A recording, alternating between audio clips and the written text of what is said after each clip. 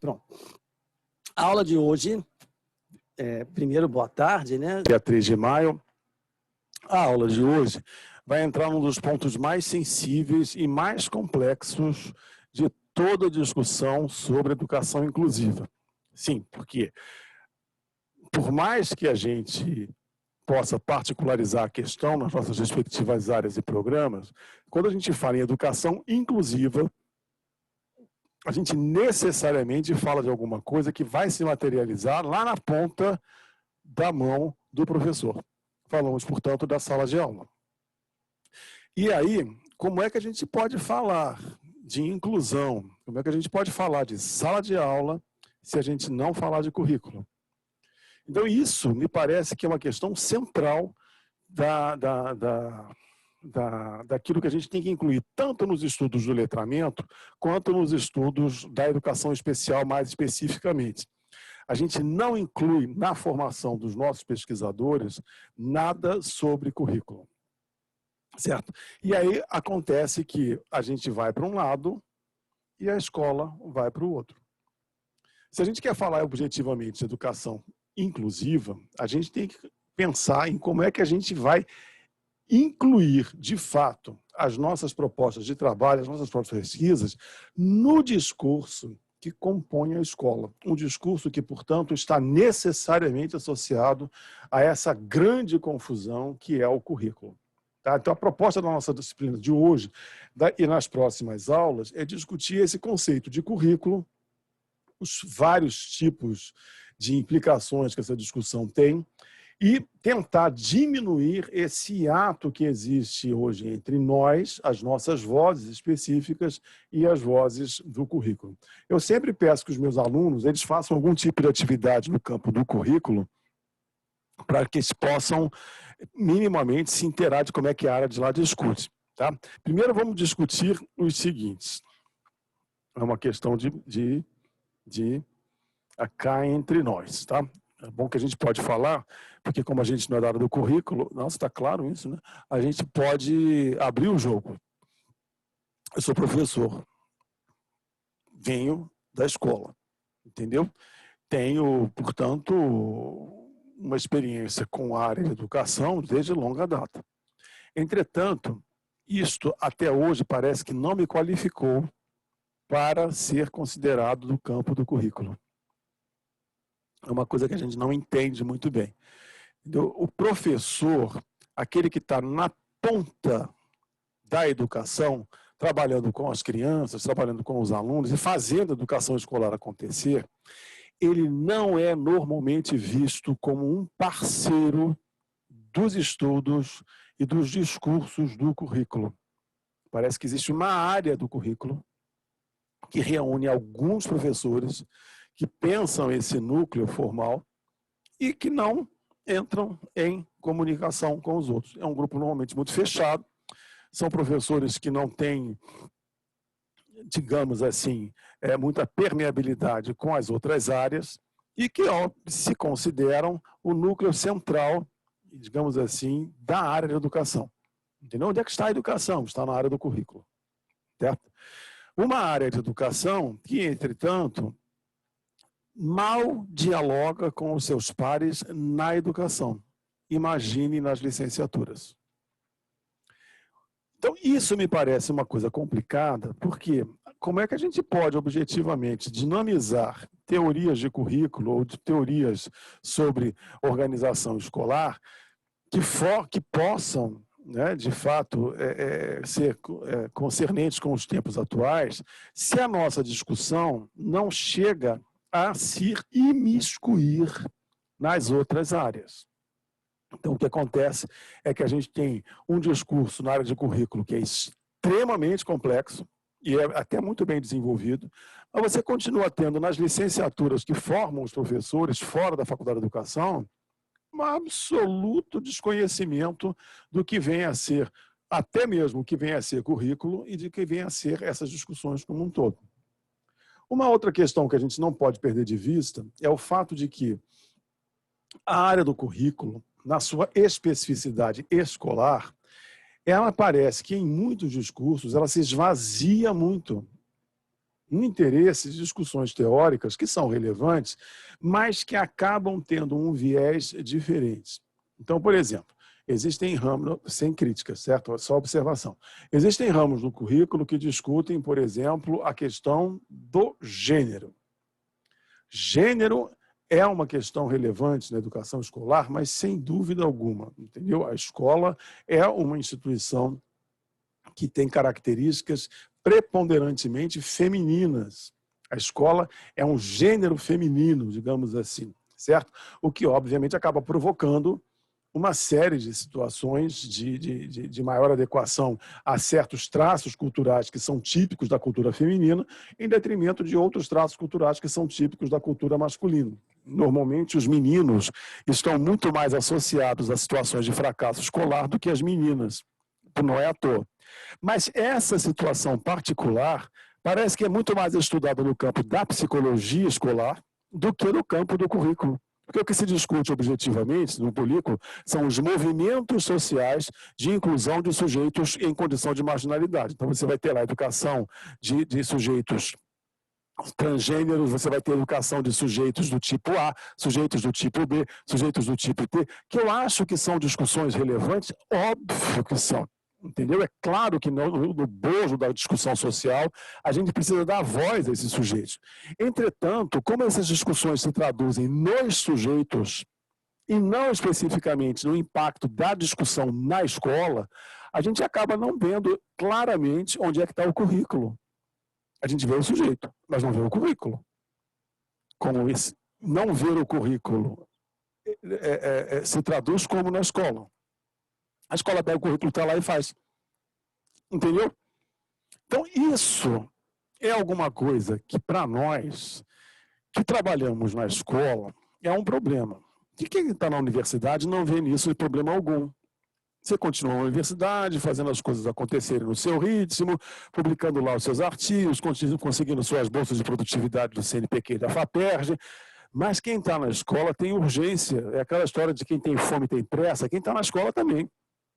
Porque a situação da escola, ela é crítica.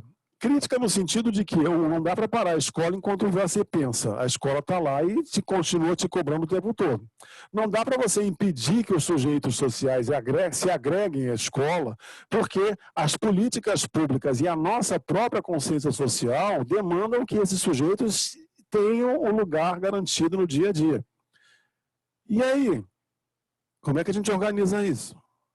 A gente delega ao MEC e delega às secretarias que estabeleçam as normas, a gente vai dar autonomia aos professores montarem os seus próprios currículos, e aí como é que você costura as escolas numa rede com 1.400 escolas, por exemplo, como aqui no estado, na cidade do Rio de Janeiro? Como é que você faz? Ninguém discute. E fica tudo meio que ao Deus dará. Consequentemente, naquilo que a gente não intervém, e aquilo que é demanda da sociedade, o Estado vai e apresenta a sua proposta. Hoje, o que objetivamente orienta as propostas curriculares da educação básica no Brasil, seja para a inclusão, seja para o ensino regular, ou seja para o ensino integrado, ou seja para qualquer coisa, não é mais a área de educação. É o INEP, através das políticas de avaliação de massa. Então, o Estado compreendeu que, na ausência de uma discussão substantiva que pudesse instruir ao próprio Estado sobre como organizar as escolas para dar efetivamente condições de implementação das políticas de inclusão, o Estado compreendeu, então, que cabia a ele utilizar algum tipo de mecanismo que pudesse regular as escolas. Como do ponto de vista político seria uma tragédia apresentar isso pronto para as escolas, o Estado optou, como no planeta inteiro, por usar uma via indireta. Então ele passou a dizer que, olha, a gente acredita na autonomia das escolas, a gente acredita na autonomia da formação dos professores e não deseja intervir em nada. A nossa nova Lei de Diretrizes e Bases, de 96, por exemplo, ela é aberta o suficiente para todo e qualquer tipo de formação escolar. mas no final eu vou te dar uma prova que vai cobrar isso aqui. Você pode fazer o que você quiser, mas se não vier isso aqui, eu não vou dar um tostão para você manter essa rede em pé, eu não vou lhe dar um tostão para comprar livro, eu não vou lhe dar nada. Vou matar você de fome, entendeu? Pronto. As escolas e as redes estaduais e municipais passaram naturalmente a estabelecer o sistema de avaliação como parâmetro de organização curricular da escola. Todos os sistemas municipais, estaduais e federais passaram a se organizar nesse entorno. Não vou nem falar das escolas particulares, porque naturalmente no caso delas é uma questão de sobrevivência, né? Ou elas fazem o que o governo manda, ou então não vão ter pai para poder bancar a escola. Então elas cumprem exatamente. Nós preparamos o aluno para fazer a prova do Enem no final da educação básica, ou para fazer o concurso tal, a prova tal. Então, na verdade, o que você tem? Não existe objetivamente uma discussão curricular, ou seja, uma discussão que possa basear a organização da escola no interesse da diversidade social, no interesse da nova conformação do sujeito do trabalho. Você não tem nada disso. O que você tem é um correr atrás, um enxugar o gelo para conseguir fazer a mesma coisa de sempre, a maldita prova do Enem. Há de se considerar que, inicialmente, a avaliação de massa, especialmente o Enem, tinha por finalidade verificar a qualidade, entre aspas, da formação escolar, com vistas aos programas de desenvolvimento econômico do poder público. Então, há uma política global de qualificação do pessoal e, a partir dessas políticas globais, você enquadra os países dentro das faixas de participação no processo de desenvolvimento, que vão desde países que desenvolvem conhecimento e que são detentores de patentes e tecnologias, até países que são meramente consumidores e focos de testagem de tecnologias, sobretudo biotecnologias. É o caso de países, por exemplo, que estão em situação muito piores do que o nosso. O Brasil, portanto, ele teve, num pequeno momento, a ideia de que poderia ser um lugar, um locus de produção de conhecimento. Mas ele descobriu que a gente não faria isso porque, por questões políticas, por questões até mesmo econômicas, não por falta de cérebros, mas por questões de ordem infraestrutural mesmo. Então, colocou o país na ordem daqueles que recebem o conhecimento e desenvolvem a sua produção.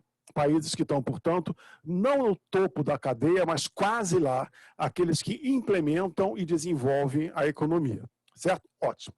Para fazer isso, portanto, ele tinha que provar que o Brasil tinha pessoas capazes de compreender, incorporar e implementar essas políticas de desenvolvimento econômico. Então, foi nesse sentido que o Enem surgiu, certo? No interesse de mostrar um povo que tinha um conhecimento análogo àquele que as universidades estrangeiras cobravam como média de ingresso, mas que tinham um desejo, sobretudo, de tentar fazer uma associação entre os instrumentos de avaliação empregados e as famosas tais competências para o exercício do trabalho na era pós-industrial. Esse projeto não vingou, porque é muito difícil, foi impossível, né? Você traduzir em provas competências que são laborais. Você tinha que fazer provas, naturalmente, que eram provas específicas, né, de trabalho, de verificação em loco do comportamento da pessoa, e isso, naturalmente, o Estado não tinha como fazer, e as escolas certamente não admitiriam fazer isso, né? Então, você passou a ter provas mesmo. Com o passar do tempo, e no interesse de garantir que todos os alunos tivessem acesso aos vestibulares, o governo passou, então, a usar o Enem no lugar dos vestibulares individuais. Em vez de cada universidade fazer o seu próprio vestibular, o Estado faria um só para todo mundo. Isso aqui no Rio de Janeiro significava que, ao invés de pagar uma inscrição para a UERJ, para a FRJ, para a Rural, para a Unirio e para o Cefet, 5 vestibulares diferentes, se eu não esqueci nenhuma, ele pagaria uma só, que seria do Enem, e o próprio Enem faria a distribuição. Esse sistema foi muito vitorioso, né, porque você conseguiu, de fato, fazer, a partir do governo, a implementação, inclusive, de políticas de cotas, etc, etc, etc. Porém, pagou um preço. Porque para as universidades ditas de ponta e aquelas mais tradicionais aderirem ao Enem, o Enem teve que deixar de lado o seu caráter avaliativo da educação e utilizar um caráter mais tradicional do vestibular, com características do vestibular tradicional, especialmente aqueles que eram feitos pelas universidades de ponta. O que, portanto, passou a fazer com que o vestibular, com que o Enem, se tornasse apenas uma prova de ingresso na universidade. Você não tinha mais qualquer tipo de avaliação no meio, mas ele continuou sendo usado como parâmetro de qualidade. E aí, particularmente, a partir dos últimos 7 anos, a gente vai ver as escolas todas, inclusive as escolas públicas, se organizando para ensinar para o vestibular. Praticamente cursinhos. Por quê?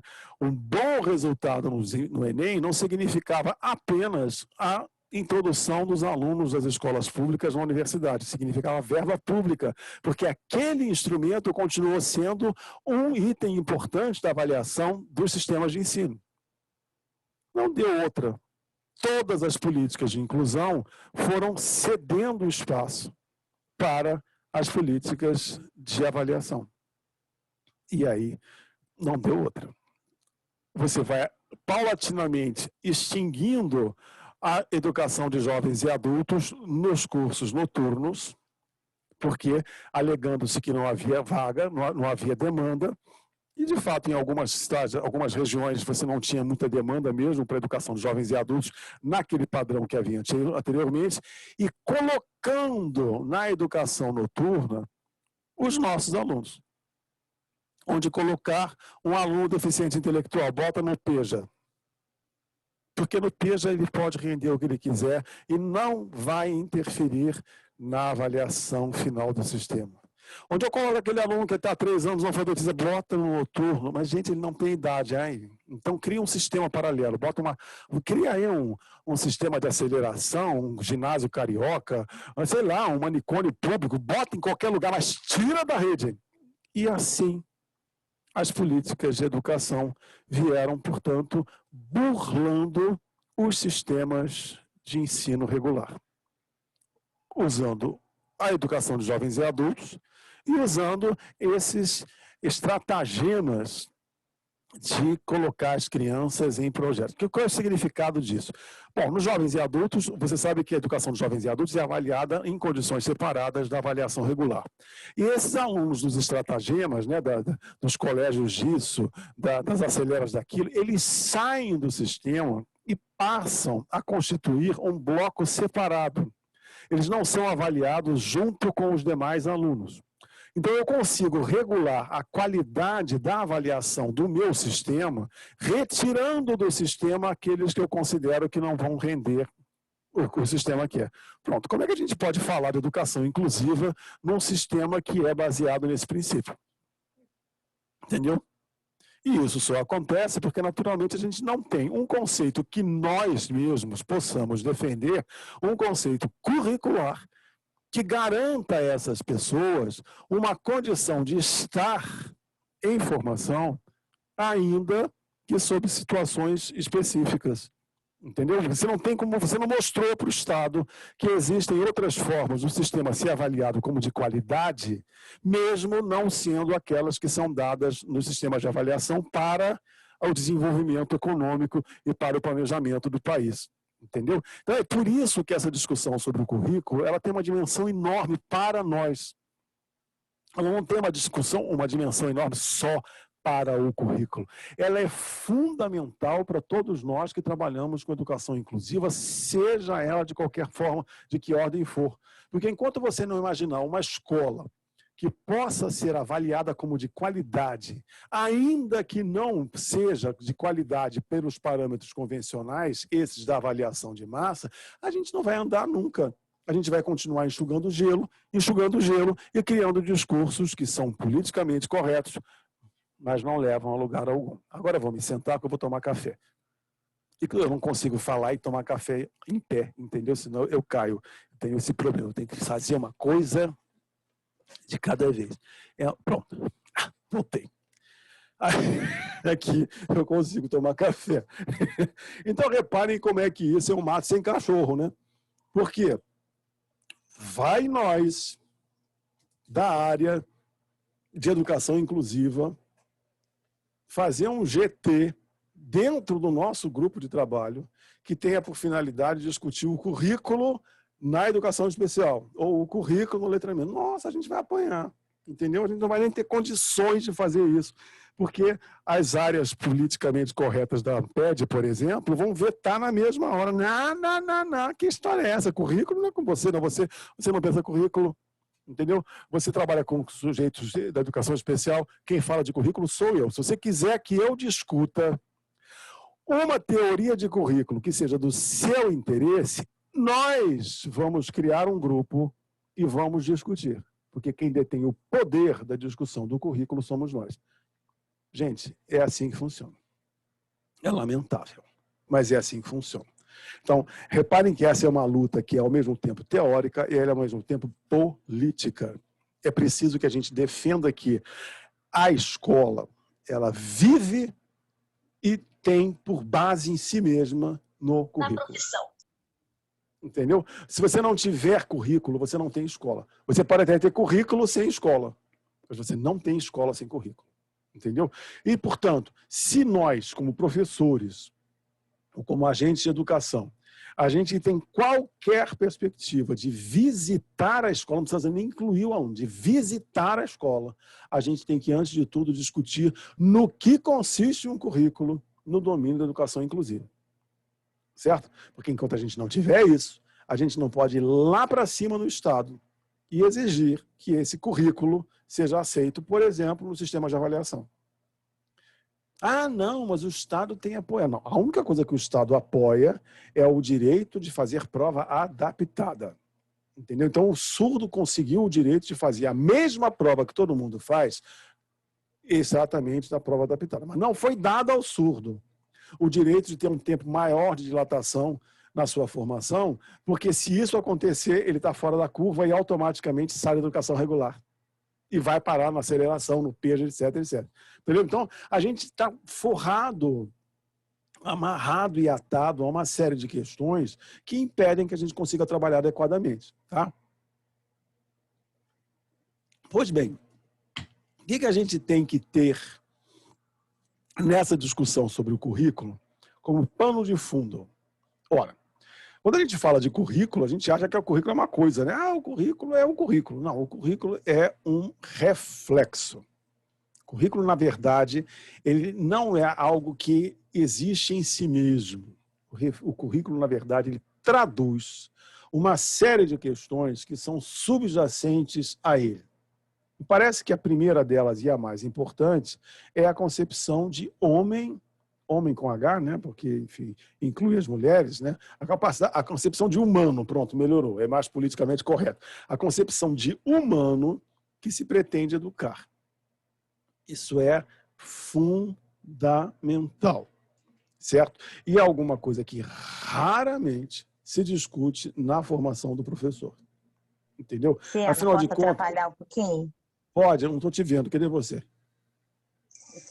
Aqui. Ah, você tá aí, pronto. Diga. Tô com o fone do Vasco, você pode ficar incomodado. Ai, Jesus, fecha a câmera. Deus me livre. Ai. Não, Eu tive um professor no ensino médio, de geografia. Ele entrava para dar aula e ele falava, o conteúdo de geografia é esse, tá? Mas hoje eu não vou falar disso, tá?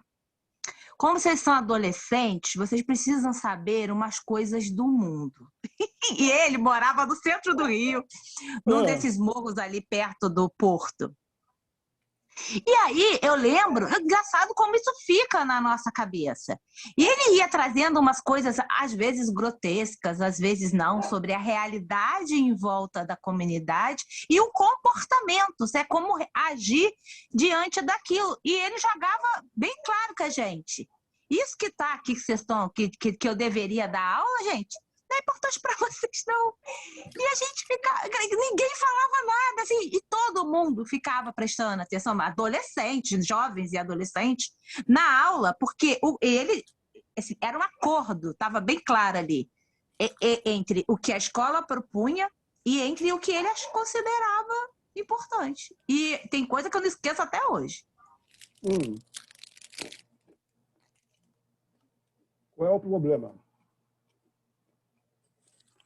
A gente tem duas coisas aí, não? Agora é a aula da barrinha. Você quer, por favor, falar mais? Então, agora eu vou comer mais. Hoje, quando eu for comer ela de asminha.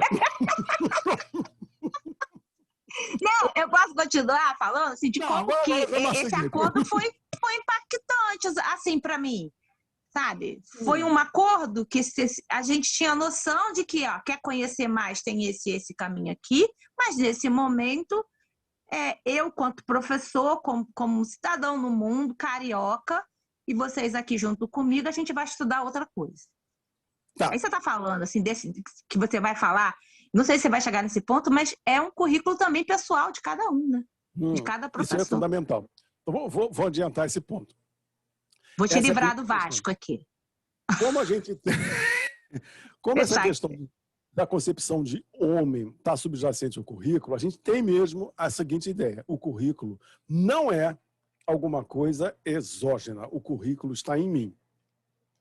Eu, quando entro em sala ou quando me proponho a dar aula para alguém, eu lá na minha cabeça projeto esta pessoa num futuro no qual eu desejo colocar. Entendeu? Portanto, quem define a concepção de pessoa a educar não é a política, é o professor, é aquele que se coloca diante. É esse, por exemplo, o professor da Lloyd, que toma a decisão, não, eu acho que neste momento é mais importante eu trabalhar isto com vocês. Certo? Ou numa outra perspectiva, aquele professor diz, hoje eu não vou conseguir dar aula aqui, eu quero saber o que está acontecendo e por que essa turma está desse jeito, porque eu já fiz muito isso. Entendeu? Hoje está impraticável dar aula aqui, o que está acontecendo?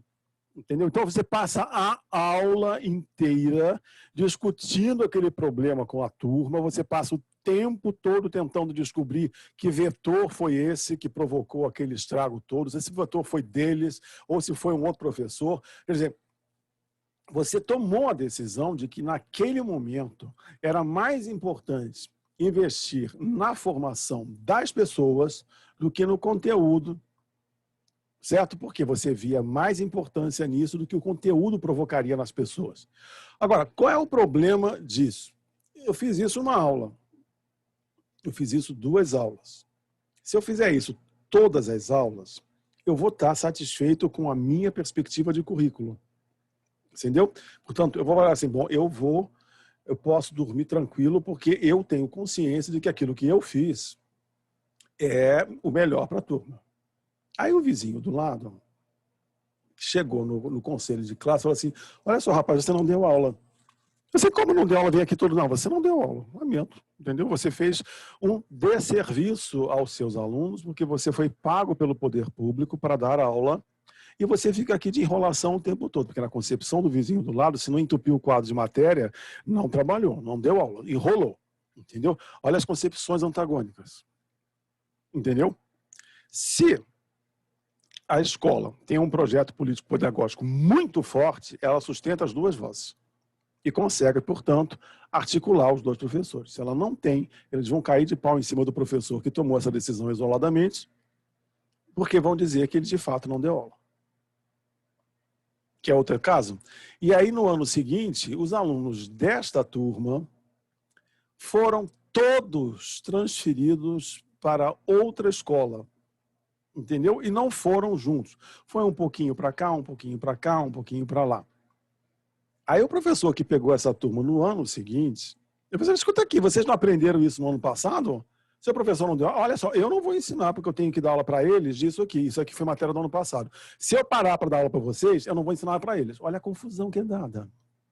Entendeu? Então, reparem, a gente, por mais que a gente tenha consciência política dos alunos, a gente também não pode perder a noção de que nós não somos uma ilha formativa. Nós somos sujeitos que necessariamente estamos agregados a uma rede de formação. uma rede que é uma escola, que envolve vários colegas, que envolve, às vezes, a mobilidade dos alunos no próprio sistema, envolve a mobilidade dos alunos fora do sistema.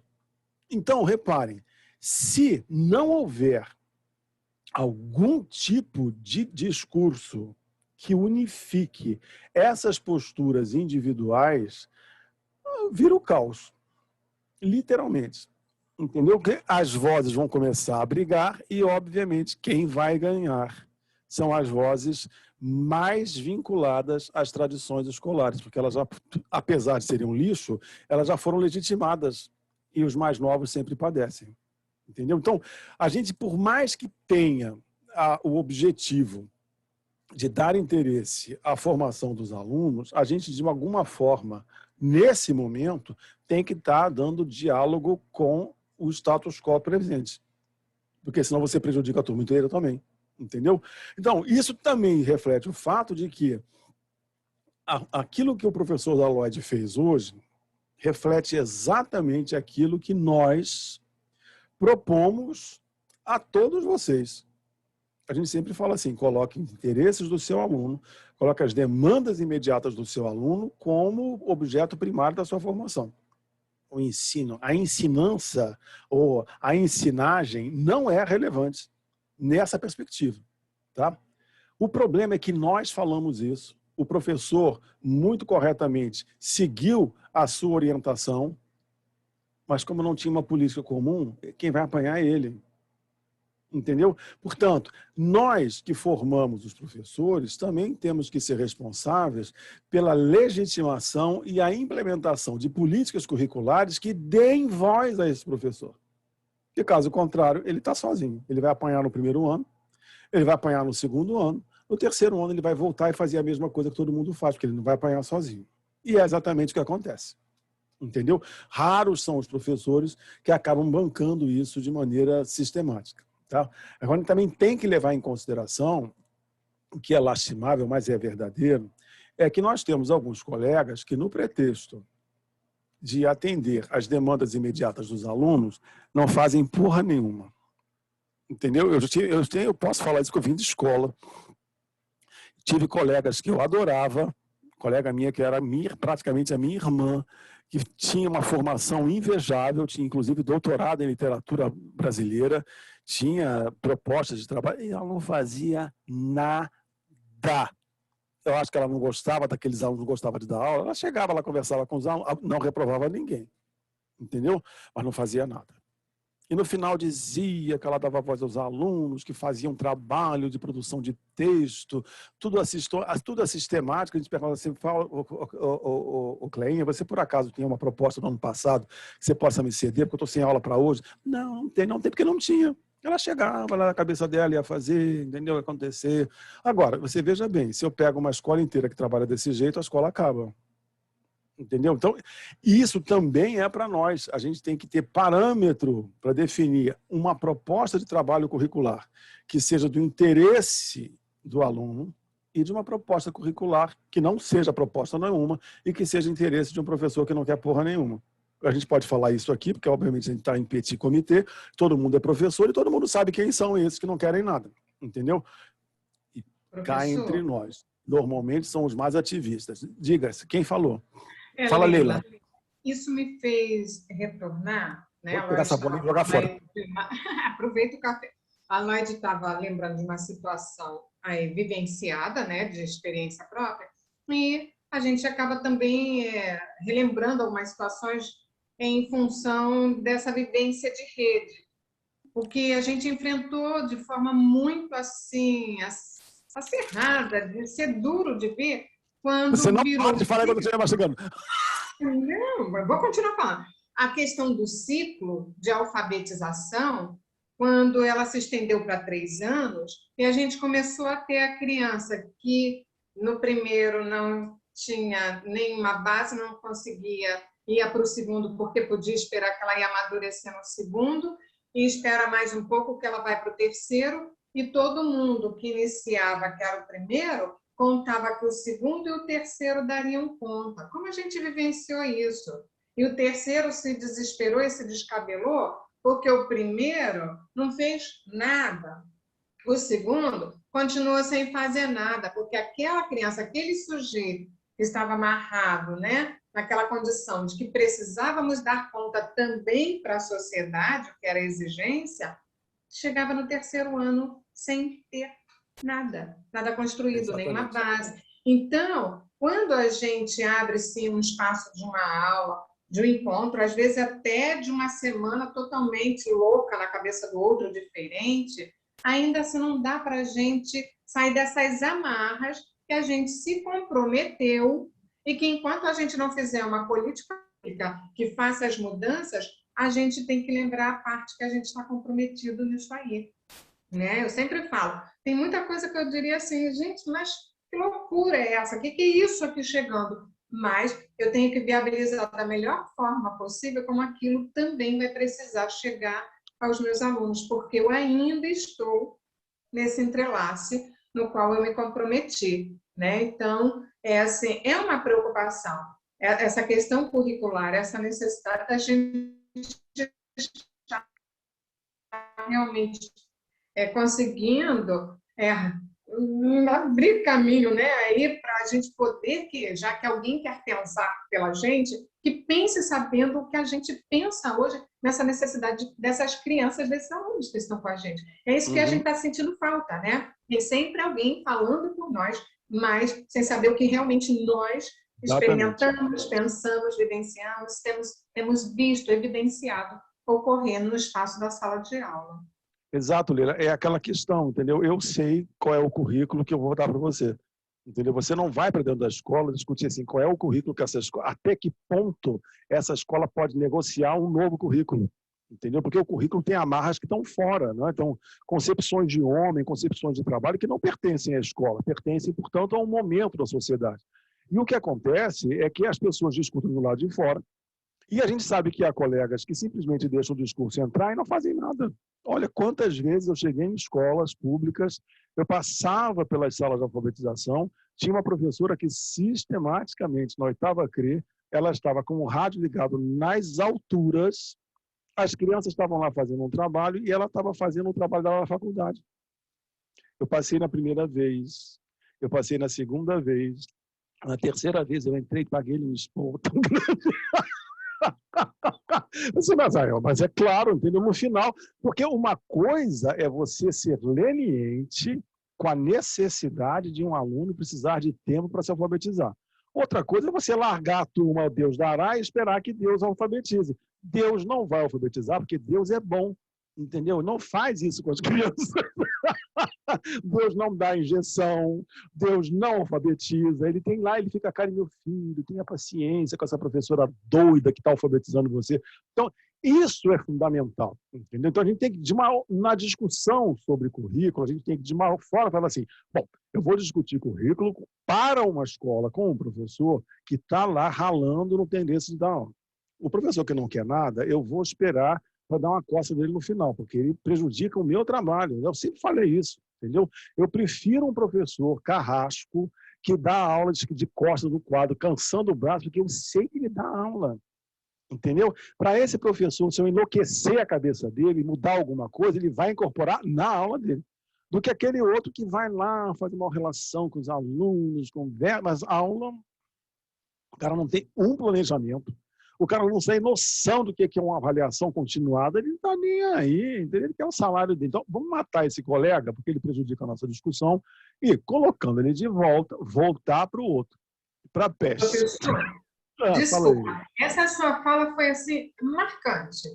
É mais fácil a gente que é da área da educação especial, quando vai visitar uma escola, conseguir que se torne parceiro para a mudança, né, na questão do atendimento da criança, aquele professor que é o carrasco, aquele chato, aquele enjoado, aquele que põe um montão de matéria para as crianças, aquele que todo mundo diz assim, é um louco, do que aquele bonzinho que você vai olhar o comportamento dele com toda a turma é igual. Você vai ter aquele carrasco que vai dizer assim, eu não sei o que fazer, não sei o que, essa criança tenta. Você senta com ele, você consegue muito mais coisa para Você fazer mostrar o com o caminho, ele vai. aluno É. do que o outro. Isso tem sido assim uma verdade infinda. E é muito raro você ter um professor que fica no meio termo, né? Aquele que dá aula, entendeu? E que tem jogo de cintura, que sabe adaptar a aula a cada contexto e que, ao mesmo tempo, saiba ter paciência com algum que vai e algum que não vai. Eu acho que até hoje eu vi eu e mais uns 4 ou 5 fazem isso, entendeu? Porque o resto você tem polarizadamente o professor, que é o carrasco, que dá aula a um que corre atrás, e o outro que não dá nada. São os dois extremos, entendeu? Mas, lamentavelmente, o professor é o carrasco.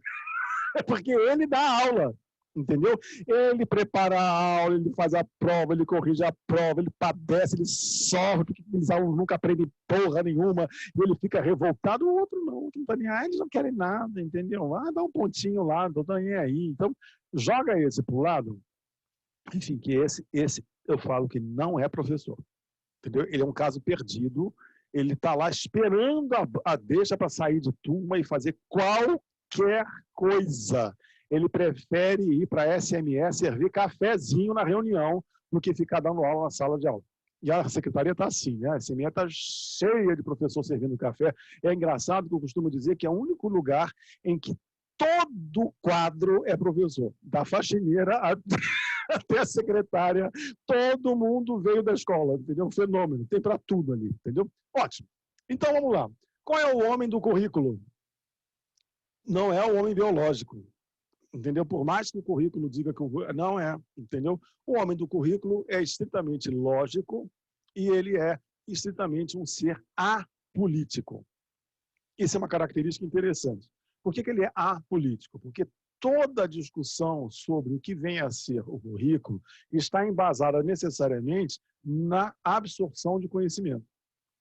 Ora, se a concepção de currículo está associada à ideia de absorver o conhecimento de um terceiro, é sinal de que você não dá voz ao sujeito. Dar voz a um sujeito é necessariamente um problema que a escola não sabe resolver nunca. E isso vai se tornar mais evidente à medida que você saia de um nível de formação para o outro. Tá? Por que há tanta evasão na passagem do ensino médio, do ensino fundamental para o ensino médio? A gente não tem muito esse dado, porque, por exemplo, as redes municipais elas acompanham os seus alunos ao longo dos 9 anos de escolarização. Portanto, quando há evasão, eles sabem. E sabem também quando eles trocam de escola. Né? Bom, ele não evadiu, ele trocou.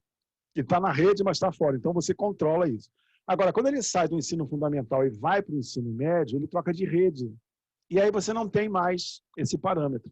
Você não tem parâmetro de todos, por exemplo, quantos você entrega para a sociedade no 9º ano e quantos seguem no ensino médio no ano seguinte. Só aí já tem mais de 30% de evasão. Porque a grande maioria deles não vai para o ensino médio, porque a gente, apesar de ter já quase 30 anos de LDB nova, a gente ainda não tem uma cultura de que ensino médio seja para todos. Entendeu? A gente ainda tem no Brasil a ideia de que basta o ensino fundamental para arrumar um emprego e tchau, até logo.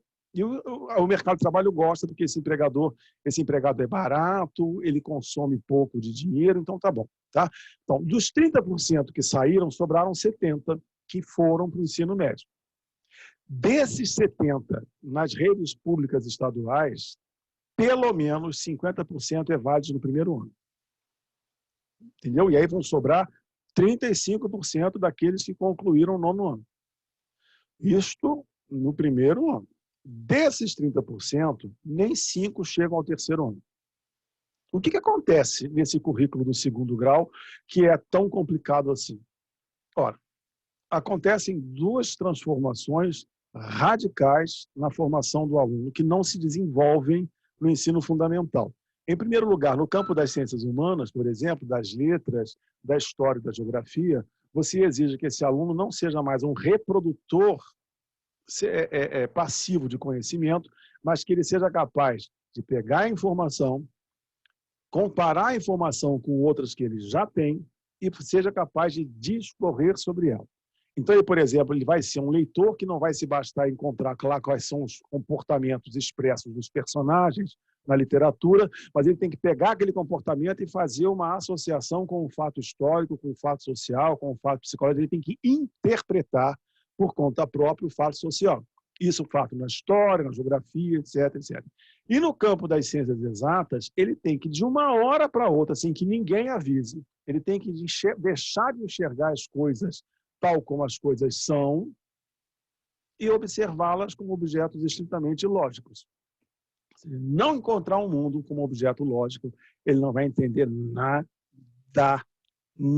daqueles troços, então, de trigonometria, esses troços. Deus me livre, aquilo ali é pura lógica, entendeu? Na física, não tente fazer associação nenhuma daquele discurso dos físicos com coisas que existem, porque eles não pensam em coisas que existem, eles pensam em coisas possíveis. Eles, quando falam em trem, eles não falam um trem que a gente usa, que entra, que vê passar bonitinho, aquele comboio. Todo mundo gosta de olhar o trem passando, né? Tem um efeito hipnótico. Olha o trenzinho passando. Físico, não. Nossa, que lindos poliedros.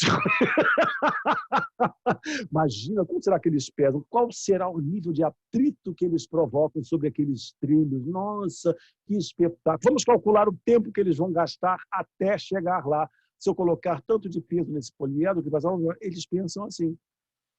Ninguém ensinou os alunos a pensarem assim. E aí, os alunos não entendem nada, vão embora, evadem, etc, etc. Então, repare, não tem a menor continuidade do fundamental para o ensino médio.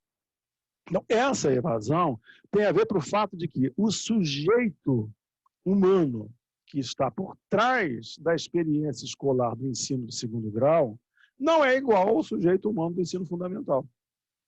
Isso é tão evidente em escolas que têm todos os níveis, que você vai ver professores que são licenciados para os dois níveis de ensino, tanto fundamental quanto ensino médio. Há alguns professores que só trabalham com Fundamental 2 e não suportam o ensino médio. E outros que só gostam do ensino médio e não suportam Fundamental 2. Mas por quê? Porque eles não sabem o conteúdo? Não. É porque o tipo de pessoa que eles formam no ensino fundamental é diferente do ensino médio. Então, não é que eles não saibam conteúdo, eles preferem aquele sujeito ao outro sujeito. Entendeu? Mas a gente chama tudo de educação básica. Olha a loucura. A gente chama tudo de uma coisa só. A gente forma o professor como se ele fosse um só. E não é. Não é. A escola do ensino fundamental é uma, a escola do ensino fundamental 2 é outra e a escola do ensino médio é outra. Podem ocupar o mesmo espaço físico, mas elas são completamente diferentes. Mas o conteúdo não é tão diferente assim, não. Se a gente pegar o Fundamental 1 e comparar com o Fundamental 2 e comparar com o ensino médio, é uma diferença só de ser um pouco mais difícil, de ter mais matéria, mas é muito igual. Não, não é.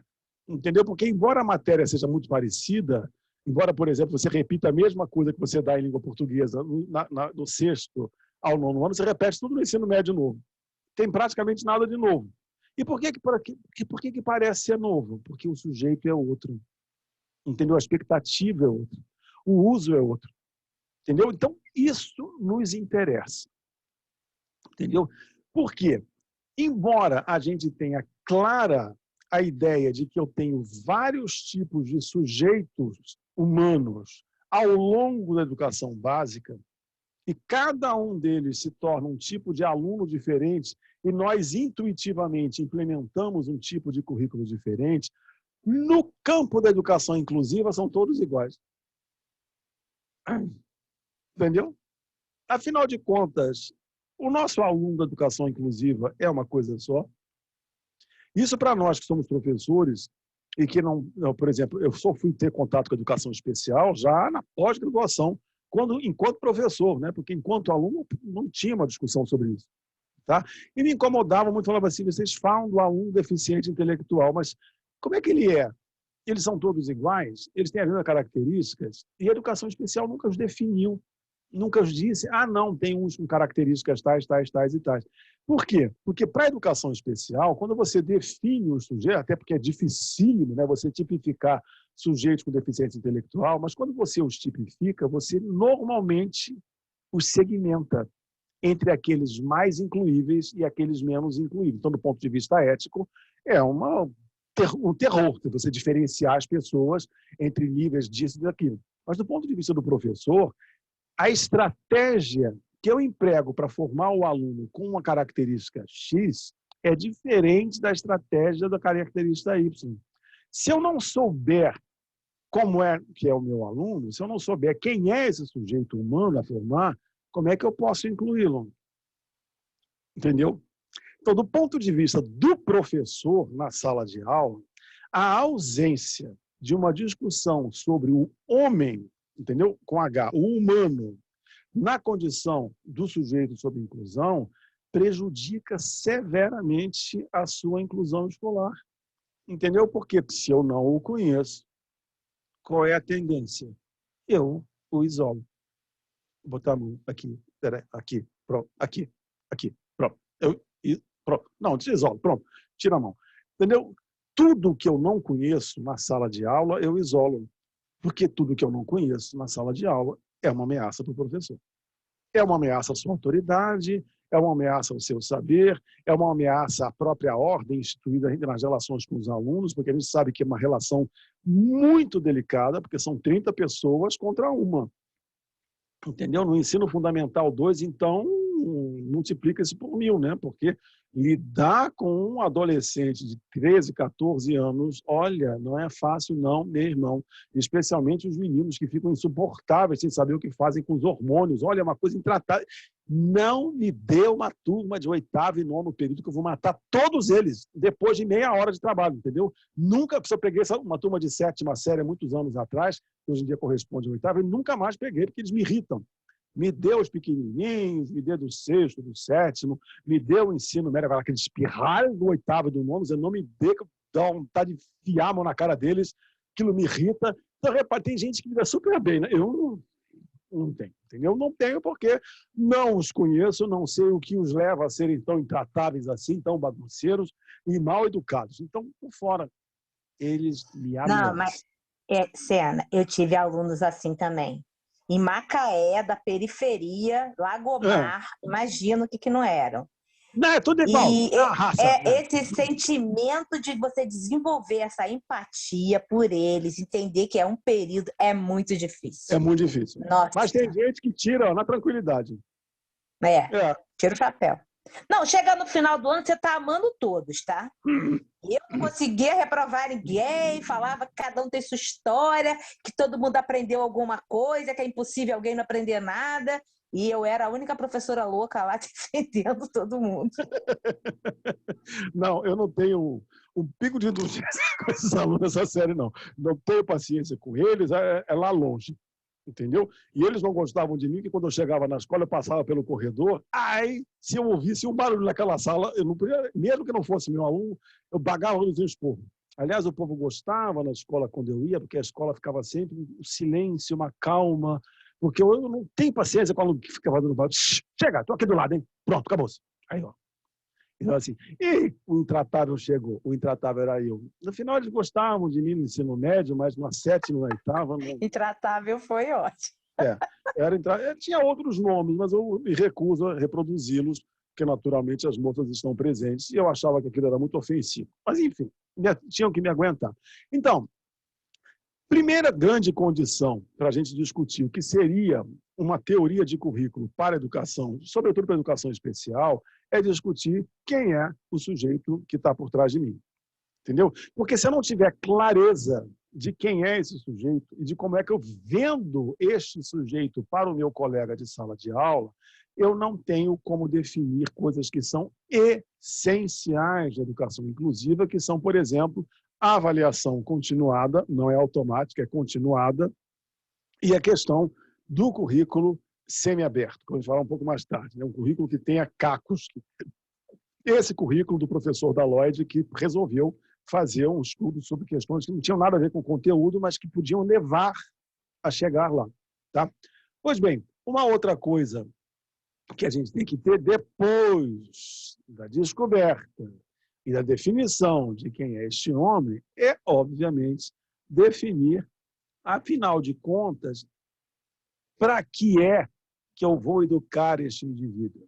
Essa é a pior discussão de todas. Porque, obviamente, nós somos seres humanos, né, como todos os demais, há quem negue, mas nós somos, entendeu? Entre os bolsonaristas, por exemplo, professores não são seres humanos, são umas coisas. Como o inverso é 100% verdadeiro, não vamos nos ofender com ele. Mas, enfim, para que é que eu educo o outro? Ou seja, qual é a finalidade, não do currículo, qual é a finalidade da minha intervenção sobre o outro? A palavra tem que pesar mesmo, é intervenção. Quando uma criança vai para a escola, eu intervenho sobre o seu desenvolvimento. Eu sou pago para isso, entendeu? Não vou dar bolacha na criança, mas eu estou lá, a minha finalidade é claramente intervir na formação dela. Para quê? Entendeu? Para fazer a prova do Enem.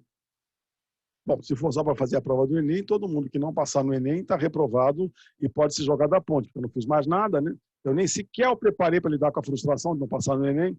Ah, então tira o Enem. Então, é mais mesmo prepará-lo para a vida. Que vida? A dele ou a minha? É para viver como eu ou para viver como ele? Se for para viver como ele, é uma coisa. Se for para viver como eu, é outra coisa. Ah, para ser pai. Ser pai normal ou ser pai como o doutor Jairinho? Há vários modelos de pai, entendeu? Então, reparem, não há clichê que consiga definir esta questão. Não há coisa mais difícil para o professor, não para a lei, para o professor, definir qual é a sua finalidade enquanto interventor no desenvolvimento do outro. No fundo, por uma questão humana, a gente tende a educar os alunos para que eles se tornem nossos próprios semelhantes. Não é? Então, o professor Carrasco, aquele que entope a matéria no quadro, ele certamente veio de um meio familiar de classe média baixa, em que aquele modelo de formação extremamente adestrante e que o formou para fazer uma prova de concurso, que o formou para chegar na faculdade, que na faculdade o formou, o levou a se formar daquela maneira, aquilo o dignificou e o levou a se tornar um sujeito que é professor. Para o Bolsonaro não é nada, mas para o meio dele ele é professor. Ele tem um diploma. E quando ele vai lá feito um carrasco, ele na cabeça dele foi estes carrascos, foram eles que me formaram o que eu sou. Então, ele tem uma concepção de formação. Ele tem uma finalidade por trás. Quando você fala assim, mas escuta, você está para fazer concurso? Ele fala assim, qual é o problema? Eu me dignifiquei como tal. Eu me formei como tal. Para outros, a gente já tem outro. Entendeu? E há para alguns, aquele que a gente chama que não é professor, não há nada. Ele não vê qualquer finalidade na formação que ele leva para os alunos. Ou porque ele não confia nos alunos, ou porque ele simplesmente não quer se comprometer com os alunos. Essa professora cujo comportamento eu apresentei ainda há pouco, aquela que não tinha nada, certa feita, ela perdeu a paciência com os alunos, que eles botavam para quebrar na aula dela, né? Ela virou para eles e falou assim, olha aqui, se vocês quiserem aprender, aprendam, se não quiserem, dane-se, entendeu? Eu sei de que lado do balcão eu vou estar. Você fala isso para uma turma em que todos os alunos estão do outro lado do balcão, servindo a ela? Não fala, entendeu? Então, ela já sabia que ela não teria o que dar àqueles alunos, porque ela já havia colocado aqueles alunos num enquadramento social. Eles não sairiam de lá. Entendeu? Então, quando eu tenho um professor cuja finalidade do ensino se traduz nisso, não há nada o que fazer. Nem no caso dele ensinar, nem daquilo que a gente possa esperar que ele se transforme, porque ele não tem projeto algum. Entendeu? Eu até posso não ter uma concepção de homem definida na figura desse indivíduo, mas se eu tiver uma finalidade nesta formação, não só ele se torna professor, como os alunos respondem a ela. Não é à toa que todo carrasco é chamado como decano, não, como paraninfo de turma. Não é porque as pessoas sobreviveram, não é síndrome de de Estocolmo, não, porque as pessoas sofreram tanto que acabaram vendo, não, porque elas acreditaram que ele tinha uma finalidade formativa, ele acreditou neles. Porque se ele não acreditasse, ele estava se lixando. Entendeu? Então, esse não é o tripé, porque falta um. Nós digamos assim que é o bipé. Tem 2 pés só. Ou seja, a concepção de homem e a finalidade da formação deste homem. Essa é uma discussão que não pode ser suprimida na concepção de currículo. Entendeu? Se a gente passar 20 anos discutindo isso, a gente vai passar 20 anos contribuindo de forma muito significativa para a formação dos sujeitos. Por quê? Porque os nossos alunos, a priori, sejam eles da periferia cultural, sejam eles da educação especial, eles, a priori, eles desafiam todas as finalidades da educação. Você pode haver aluno mais desafiante do que um deficiente intelectual profundo e severo, que senta na frente da sua sala, na primeira carteira, e lhe prova peremptoriamente que aquele ensino não presta para ele. E aí, o que você me propõe como formação? E ele está lá, com aquela carinha assim, eu preciso de você. Você sabe me dizer o que é que eu estou fazendo aqui? Se o professor não souber, gente, ele enlouquece. Entendeu? Ele vai continuar indo, mas para quê? Entendeu? E o professor, por sua vez, faz o quê com ele? Entendeu?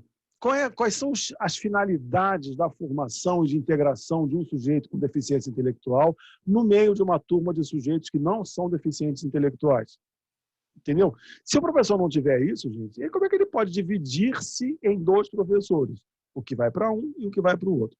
A professora primária, ela acaba sonhando no primeiro momento, ela fica lá no segundo, no terceiro ela já acha um absurdo deixar aquele moleque lá sozinho, ela já começa a pegar, porque normalmente eles são muito peguentos, né? Eles são muito chameguentos. Então, querendo ou não querendo, ela vai ter que amar aquela criança. E ela acaba amando mesmo, entendeu? Então, ela intuitivamente começa a ver que com ele tem que ser com ele, entendeu? Para ela é fácil. Mas essa criança vai ficar ali 5 anos. E no 6º ano ela vai adiante. E os outros não sabem, não. Não sabem mesmo. Se eu não incluir na formação deles uma discussão sobre finalidades de ensino, não a finalidade para cada um, porque é impossível. Mas se ele não souber que para cada sujeito social, para cada sujeito escolar, eu tenho uma finalidade de formar diferente, ele não vai conseguir incluir ninguém.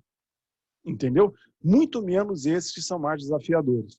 Não pense que são só os deficientes intelectuais, não, viu? Eles são até mais fáceis de incluir do que outros.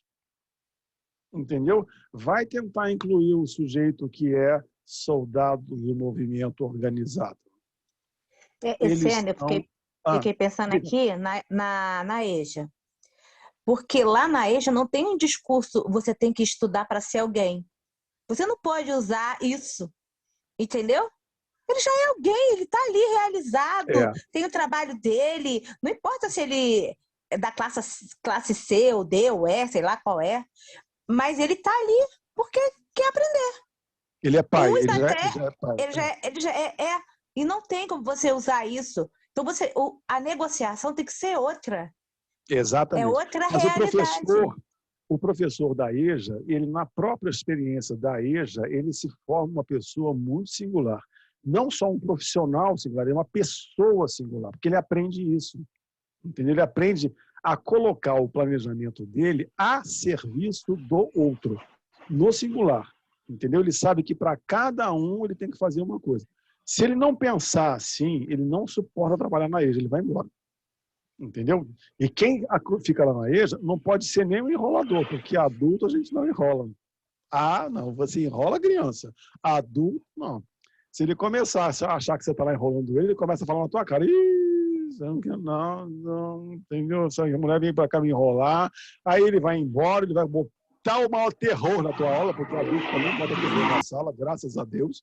Entendeu? Eles fazem de tudo. Então, isso é um espaço de inclusão que a gente quer investigar como prática curricular. Entendeu? E apesar de desenvolverem as práticas curriculares mais fantásticas, a EJA não é reconhecida como escola. Entendeu? A EJA é reconhecido como um programa de informação de necessitados. Entendeu? Mas a escola mesmo é a escola da manhã. É o caso do moleque lá do projeto da professora Terezinha. Adoro o seu projeto, professora, mas eu queria estudar naquela escola ali, ó, porque ali é que é a escola. E a EJA é a mesma coisa. Quando, na realidade, a gente tivesse que definir assim, o que é a melhor síntese de uma escola para a educação inclusiva? Não precisa muito, não. Vai na EJA que você vai ver. Entendeu? Vai na EJA que você vai encontrar isso. Já está feito. É só você traduzir. Entendeu? Ai, esse é o problema. Agora vamos para o terceiro. O terceiro é o mais complicado, que a gente nunca se dá conta. Entendeu?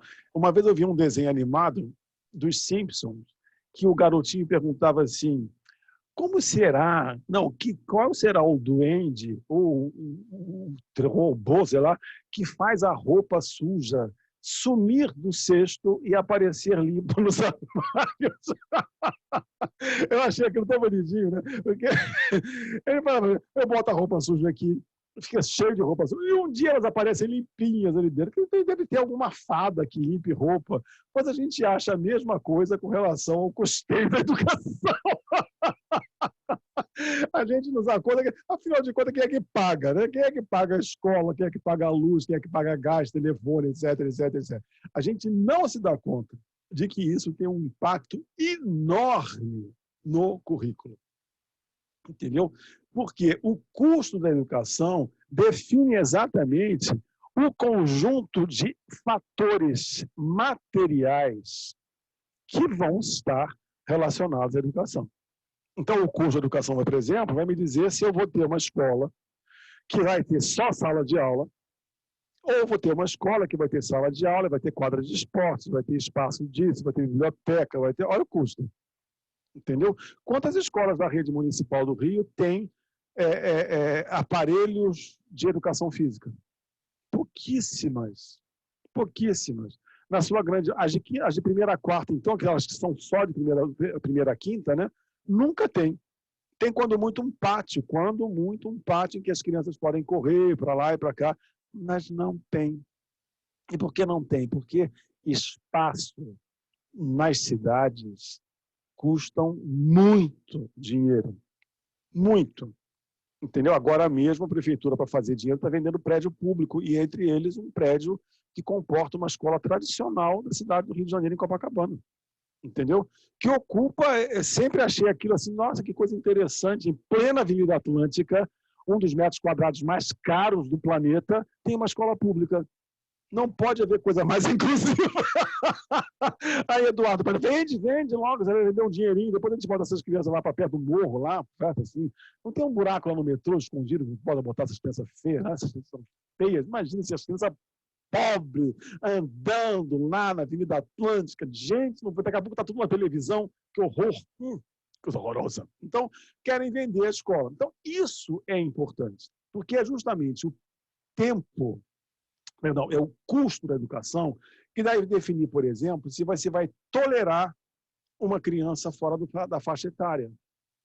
Sim, porque se eu tenho uma criança fora da faixa etária, tem um impacto irrelevante no custo da educação. Agora, se eu tenho 30%, 40% de crianças fora da faixa etária, eu aumento em 30%, 40% o custo dela para a educação. E isso tem um custo enorme, imenso. É como se você tivesse que educar a mesma criança várias vezes. Se você botar no papel, cada ano é um custo que aí você duplica. Entendeu? Então, se uma criança leva 18 anos para acabar a educação básica, ela custou o dobro do que uma criança de 9 anos. Como é que você faz? Antigamente era muito fácil, você jubilava e jogava fora. Joga essa coisa fora, porque ele já gastou 2 anos, não aprendeu nada. É um prejuízo só. Agora você não pode jogar fora. Entendeu? Por isso é que as pessoas passaram a entender que a avaliação continuada era aprovação automática, porque no discurso do governo, no nosso discurso, era avaliação continuada. No discurso do governo era manter o fluxo. Entendeu?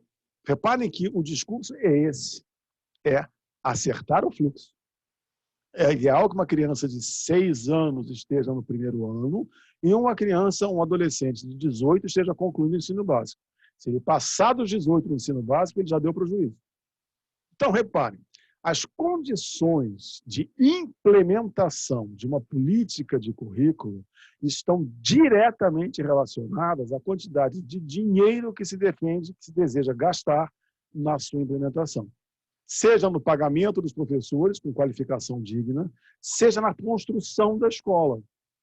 Para nós, por exemplo, na minha área de letramento, por exemplo, um dos grandes problemas da alfabetização é o fato de que as crianças das classes populares, detesto essa expressão, da periferia cultural, nos chegam com um pensamento narrativo muito mais desenvolvido do que o pensamento cartesiano. O que significa que, quanto mais narrativa a forma de pensar, maior o custo que ele tem de desenvolver a escrita, porque a escrita é uma tecnologia cartesiana.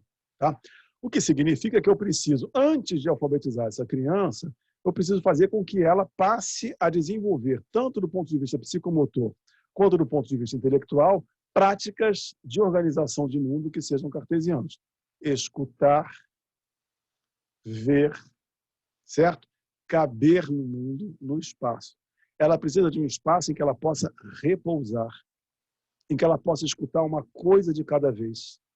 Entendeu? Para que ela possa ir brincando de descobrir uma forma de experimentar o mundo em que as coisas aconteçam uma de cada vez. Aí eu pego essa criança, coloco na escola pública, que está ali na Avenida Brasil, assim, grudadinha com a Avenida Brasil, e como a esquadrinha de alumínio estava muito cara, entendeu? Eu fechei as janelas com cobogó. Para quem não sabe, cobogó é aquele tijolinho que é furado. É bonitinho de longe, entendeu?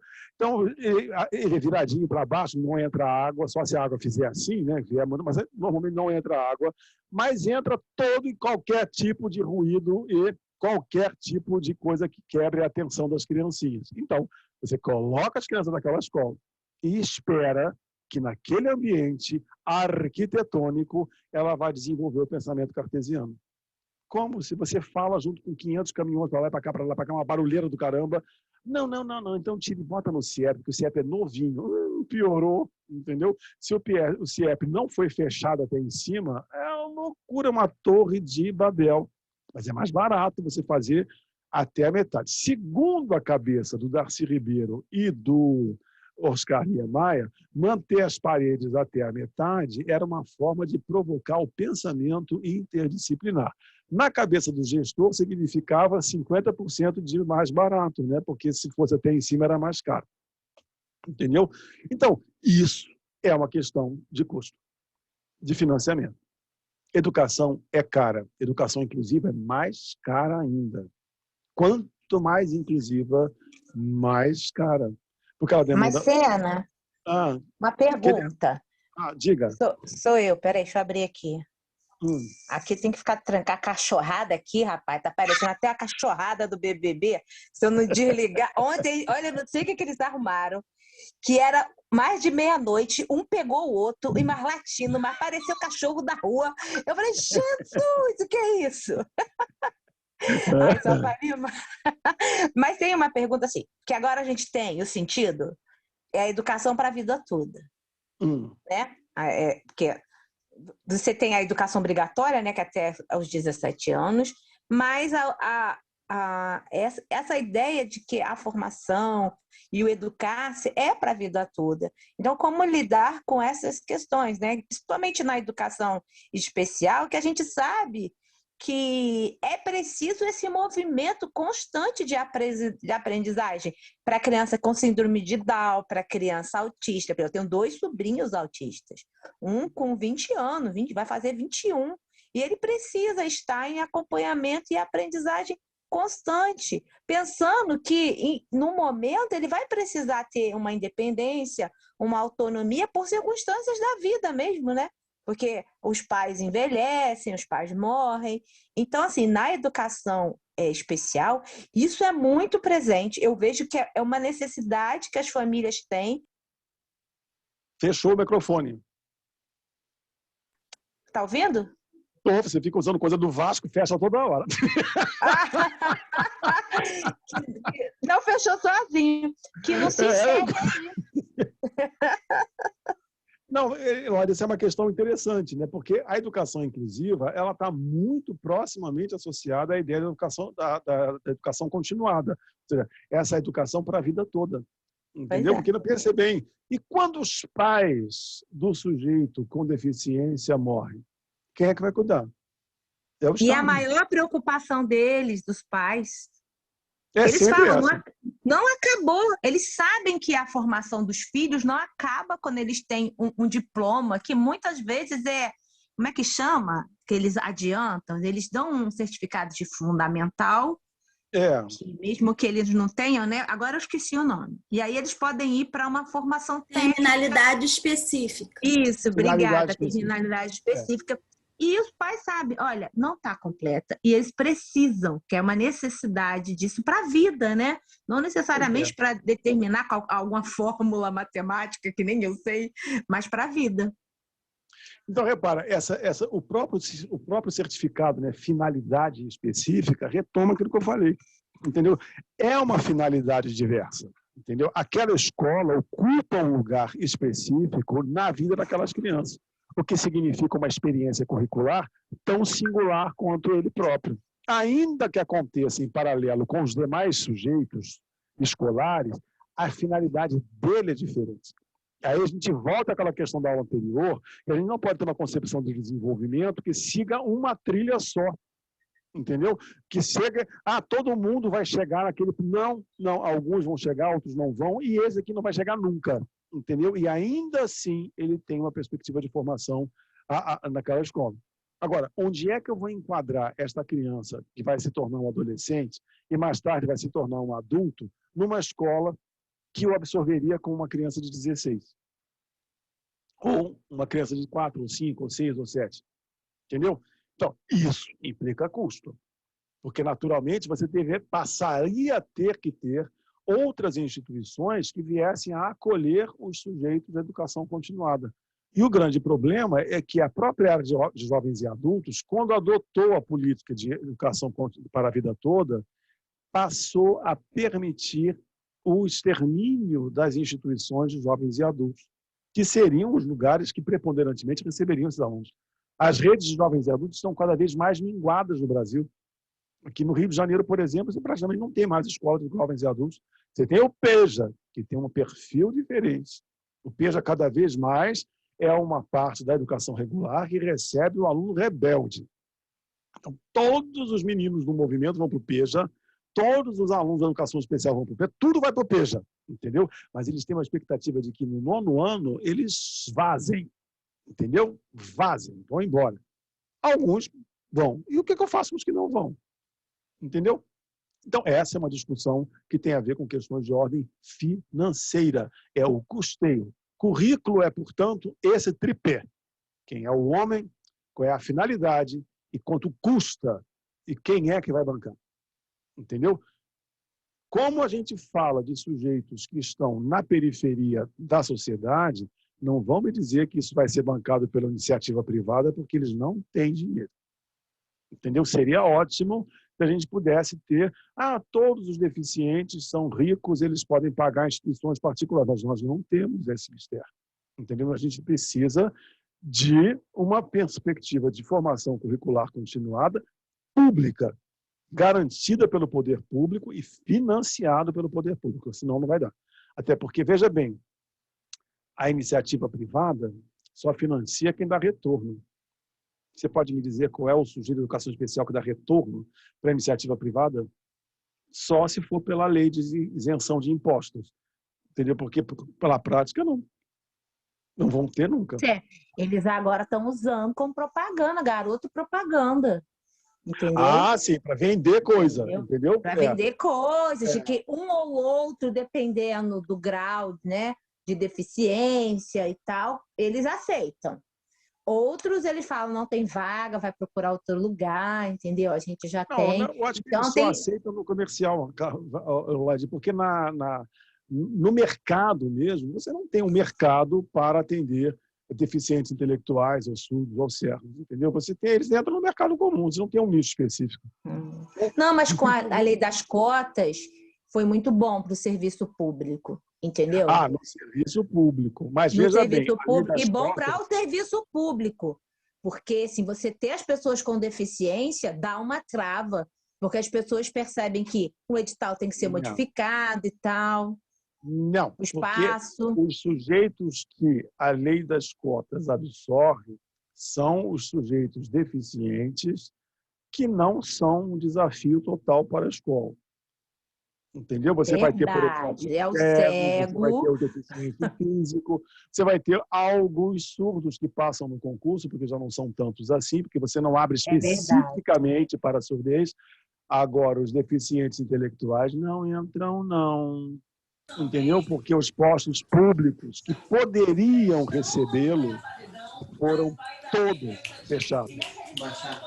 Não se esqueçam de que os quadros fundamentais, os cargos fundamentais do serviço público, federal sobretudo, foram extintos porque foram terceirizados. Tem alguém com o microfone aberto falando aí. Tá? Então, esse caso não atende os deficientes intelectuais. O grande desafio dessa história, gente, são os deficientes intelectuais. Entendeu? Porque eles são justamente aqueles que não vão desenvolver autonomia.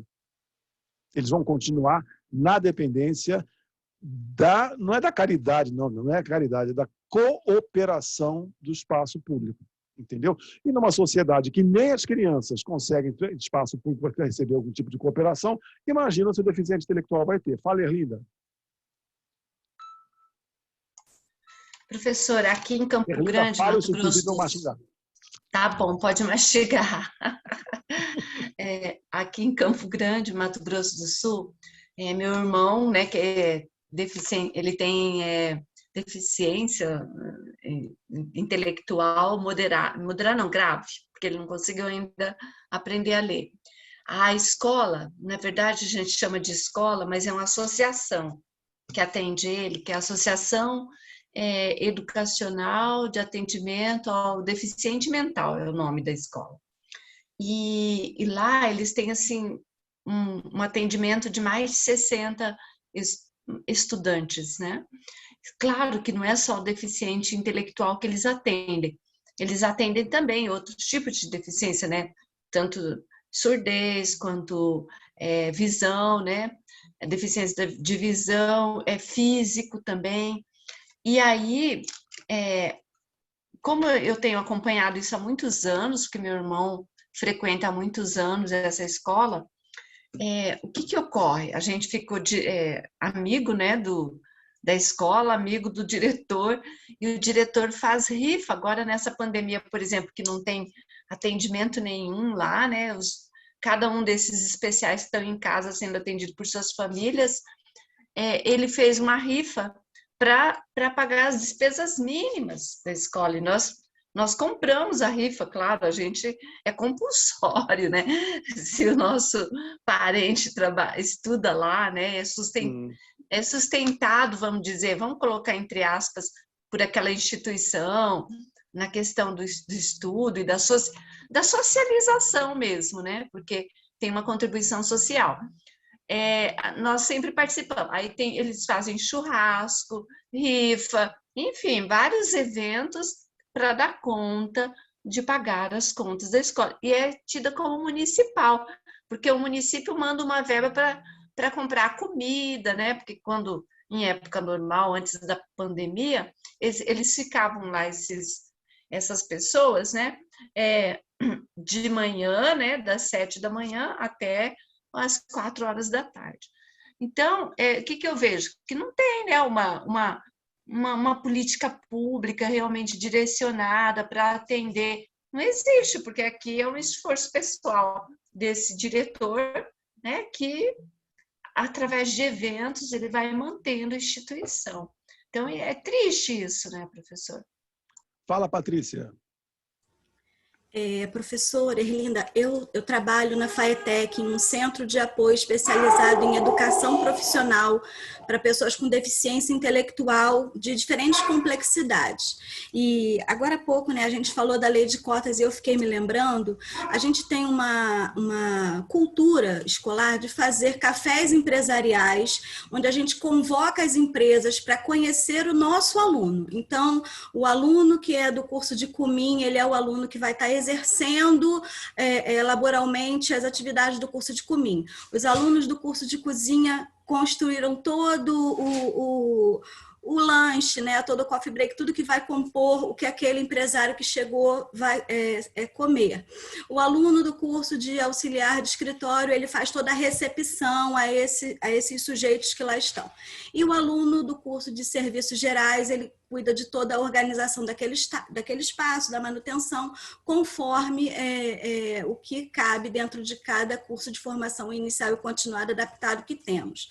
E aí o que a gente percebe, quantas das vezes esse empresário chegou para esse café empresarial, observou aquele entorno e percebeu que a cultura daquela escola não permitiria que ele pegasse um aluno daquele apenas para cumprir cota, não é, para a sua empresa. E aí o que acontece, esse empresário vai embora, nunca mais a gente ouve falar, ele não entra mais em contato conosco. Mas, por outro lado, quando a gente tem uma empresa que é parceira, que entende, né, esse emprego apoiado, que é a metodologia que a gente trabalha, hoje a gente está falando tanto de currículo, então desde 2013 eu escrevi com uma colega o currículo de transição para o mundo do trabalho, que é um currículo totalmente pensado para as especificidades desses sujeitos. Então, se o empresário vê que não é isso, ele nem volta. Eu posso dizer que a gente tem duas empresas que são grandes colaboradoras aqui no Rio, né? A Drogaria Raia e o Outback. São duas empresas que a gente tem inúmeros alunos que estão funcionários e como um caminho de terminalidade, o que a gente vê hoje é a empregabilidade. A gente interessante o Riachuelo, não? A Riachuelo não está nesse grupo, não? Interessante, porque eu tenho muitos deficientes na Riachuelo, muitos, surdos e deficientes intelectuais. Nunca conseguimos a Riachuelo, nunca conseguimos. Campo Grande, assim, já aconteceu de algumas empresas irem a essa escola e então foram recrutados. Primeiro deram um curso, né, para os estudantes e tal, para preparar. Mas são pouquíssimos, eu diria assim, menos de 10%. E quem empregou foi o frigorífico. Eles foram trabalhar no frigorífico, assim, umas condições de trabalho. Iniciativas pessoais. De repente, o empresário tem algum parente próximo ou algum amigo próximo que seja deficiente. Você não tem uma política que una, por exemplo, um projeto como a FAETEC. Aliás, Patrícia, se você não sabe, a FAETEC é um projeto que é ímpar nas Américas. Tirando nos Estados Unidos e Canadá, a gente não tem no restante da América nenhum tipo de trabalho tão bom quanto o da FAETEC. É um trabalho exemplar, porque eles têm um núcleo grande. Para quem não sabe o que é a FAETEC é um núcleo enorme de formação que tem várias escolas dentro. Uma dessas escolas é a Escola Fábio de Mel, que trabalha com deficientes intelectuais numa perspectiva continuada. Eles podem ficar lá o tempo que eles quiserem, mesmo depois de adultos, não tem problema. Mas, como eles têm vários núcleos de educação tecnológica, de educação profissionalizante, eles se valem desses espaços, integrando os alunos com as outras instituições, o que é uma via maravilhosa, porque não só você integra o aluno, como você cria a cultura nas próprias áreas de formação de receber alunos. Quer dizer, é um campo de formação assim fantástico. Entendeu? Eu sou fã da FAETEC. Eu não gosto muito do Estado, não, mas a FAETEC, nesse ponto, é assim, a cocadinha. A gente tem vários colegas e vários ex-alunos que são da FAETEC, a gente tem assim, um maior carinho. Assim, e é um orgulho para o Estado, né? Porque é uma das poucas coisas que o Estado fez que deu certo. Deu mais certo do que a própria UERJ. Que é um projeto que está tentando dar certo até hoje, mas não conseguiu muito, não. Mas, de qualquer maneira, a gente, por exemplo, embora tenha um projeto belíssimo desse da FAETEC, que inclusive tem apoio de vários projetos da FAPERJ, que é um aspecto legal também, a gente não tem no governo do Estado um programa, uma política de Estado que possa trabalhar o espaço de formação da FAETEC com as empresas. Tanto é que é uma coisa isolada, né? Você tem que chamar um empresário, o empresário vê que não vai resultar em nada, vai embora. Então, se houvesse uma política que pudesse fazer isso acontecer paulatinamente, funcionaria. Mas isso implica o quê? Implica aquele negócio de imposto, como é que é? Abrir mão de imposto. Tem um termo, né, que é renegar impostos, é uma coisa assim.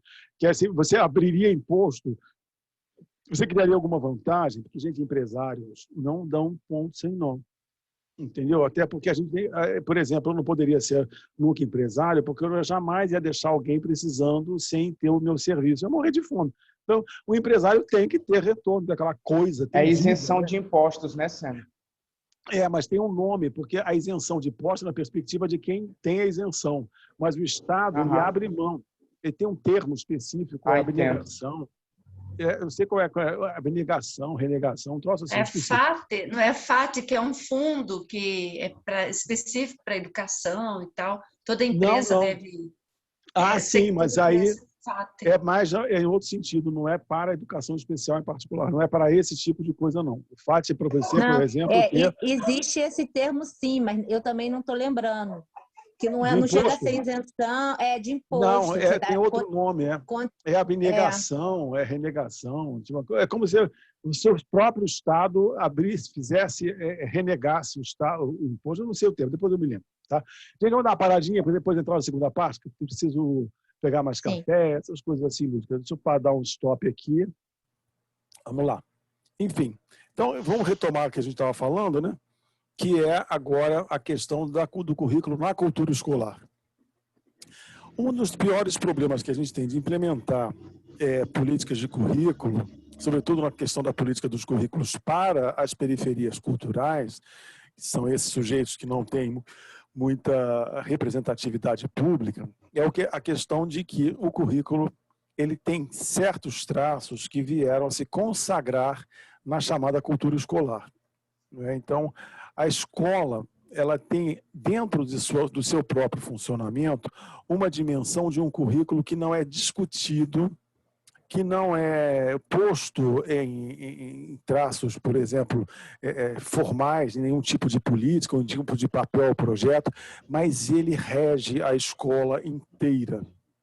Esse currículo está associado já à própria constituição da escola, naquilo que nós vimos anteriormente, e é um chamado currículo oculto, que é uma expressão que foi muito comum na escola, na educação, desde o final do século passado. O currículo oculto, que se opõe ao currículo praticado, que também está associado à ideia de currículo praticado, é justamente aquele que se faz no cotidiano da escola e que, de uma certa forma, é consagrado no imaginário público como sendo o próprio da escola. Então, o currículo praticado na escola mesmo, quando você pergunta assim, qual é o seu currículo? Aí o professor abre e diz qual é a lista de conteúdos que ele tem que ensinar em cada série. Né? Formalmente, no senso comum, currículo tem a ver com um inventário de conteúdos que cada disciplina ensina ao longo de cada ano de formação. Na universidade, o currículo tem a ver com aquela maldita grade curricular, que aparece só as disciplinas, né? Na sua distribuição por semestre, está aquele lindo fluxograma, e apresenta semestre 1, tal, semestre 2, tal. Que currículo, hein? É um currículo bom, dá para ver como é que funciona, essa coisa toda. Então, o currículo, normalmente, tem no senso comum, está associado a duas dimensões. Uma dimensão estamentária, que é toda essa burocracia que regula, por exemplo, carga horária, quantidade de informação, o aparelho formal de preservar esses negócios, por exemplo, como é que você guarda as ementas, onde é que você... Então, isso tudo tem a ver com a organização do currículo, que está muito baseada nas tradições escolares e na preservação da escola como lugar da memória nacional, né, da memória da cultura acadêmica e científica e da sua propagação pelas gerações. Reparem que, portanto, tem por trás da ideia de currículo uma ideia de conservacionismo, entendeu? O que vai estar também associado à ideia de currículo forte e currículo fraco. O que é um currículo forte na cabeça dos pais? É um currículo que gaste muito caderno. Quanto mais caderno gastar, mais forte é o currículo, porque mais a criança ganhou formação. Né? E um currículo fraco é aquele que está associado a avaliações que são pouco reprodutivas, pouco reprovadoras, que tem pouco conteúdo, que gasta pouco caderno. Portanto, uma escola que tenha uma dimensão mais reflexiva do que propriamente responsiva. Nesse ponto de vista, por exemplo, as escolas experimentais, que trabalham menos com conteúdo e mais com desenvolvimento da capacidade de reflexão, são vistas pelos pais da classe média como currículo fraco. Entendeu? Esse currículo é muito fraco, os alunos não fazem nada, não trazem trabalho para casa, não passam os finais de semana estudando, ficam lá enchendo a minha paciência. Se a escola fosse boa, eles estavam lá sentados, estudando, não estavam falando, dando trabalho. Entendeu? Então, escola forte está associada ao currículo praticado pela memória da cultura escolar. E, portanto, esse currículo forte está na memória de todo o cidadão do mundo moderno. Entendeu? Quando você vai montar uma escola, você não tem que pensar para montar uma escola do currículo forte. Basta fazer com que ela funcione. Para montar uma escola que não esteja no currículo forte, é que você tem que pensar em muito. Entendeu? Porque essa escola tem que ir contra as tradições da cultura escolar e, ao mesmo tempo, contra as nossas intuições sobre o que seja formar. Por isso é que aquela discussão prévia sobre o homem e a finalidade, ela tem que anteceder qualquer tipo de proposta de reforma curricular. Porque se você não tiver isso claro, a sua memória, essa coisa que é intuitiva e, portanto, é inconsciente, ela te invade, ela te inunda no processo de formulação da escola e quando você vê, ela virou uma escola tradicional, que diz que atende as minorias culturais e periferias socioculturais, mas, na verdade, ela tem a mesma cara de sempre. Entendeu?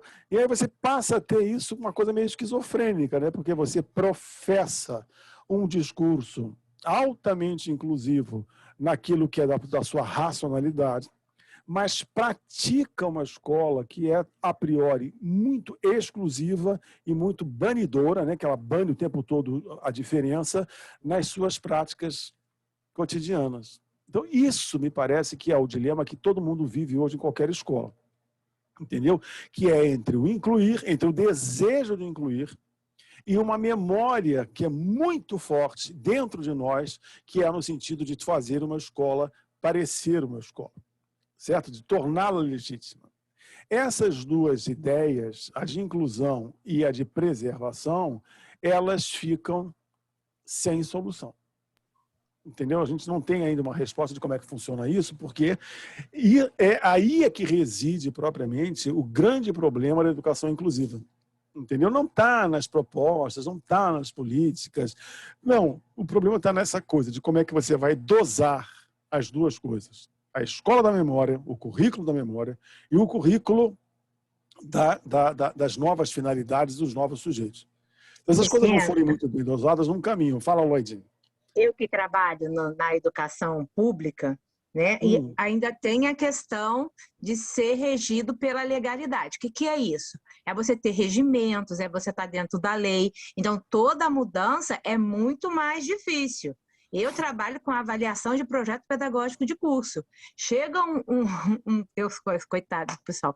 Chega um projeto muito inovador, a primeira pergunta é como que a gente está garantindo isso? Como que o aluno vai interagir com isso? Como ele tem ciência do conhecimento que ele vai adquirir? Então, a gente é obrigado a fazer perguntas, né, para essas propostas, para que nessa inovação ela também fuja do que é a perspectiva de uma escola pública estatal. Quer dizer, que ela tem que estar regida, ela tem que estar parada pela lei, porque o servidor público só faz o que está na lei. Mas isso, então, Rod, tem a ver com a educação superior, né? Não, colégios técnicos, né? Estou falando do IFE, Instituto Isso, Federal. mas eles funcionam como a legislação do ensino superior. Os colégios técnicos, eles são sempre um problema maior, porque eles não estão condicionados só às circunstâncias da educação, porque as respectivas origens que cobram o profissional têm especificações que são determinantes, né? Quantas horas disso, quantas horas daquilo outro. Então, essas coisas a gente não pode fugir. Entendeu? Mas o procedimento, aí cada universidade pode fugir, sim. Você pode, por exemplo, comprovar que a partir de determinado tipo de procedimento você pode mudar. Na UERJ, por exemplo, as propostas curriculares são processos desse tamanho, passa fica maior que a tela. Por quê? Porque antes de você apresentar a proposta curricular, você apresenta todas as discussões que você fez com o pessoal da sua comunidade, docentes e alunos, e os fatores externos. Ou seja, você vai dialogar, por exemplo, com as secretarias municipais para saber se aquilo é viável, se não é viável, e depois é que você apresenta o que vem lá. Então, mas isso não é comum no meio acadêmico. Entendeu? Normalmente as propostas curriculares vêm lá da justificativa da mudança e as grades curriculares. Ponto, mais nada. Entendeu? Quando muito, dizem se aquilo vai ter pré-requisito ou se não vai, se vai ter algum procedimento específico, mas essa discussão de fato sobre um projeto maior é muito raro acontecer na universidade. Não fazem mesmo. Nossa, muito pouco. Entendeu? Agora, essa questão legal, ela passa a ser relevante quando, aí sim, quando o Ministério Público passa a cobrar da escola que eles sigam parâmetros que não são determinados no seu projeto político-pedagógico.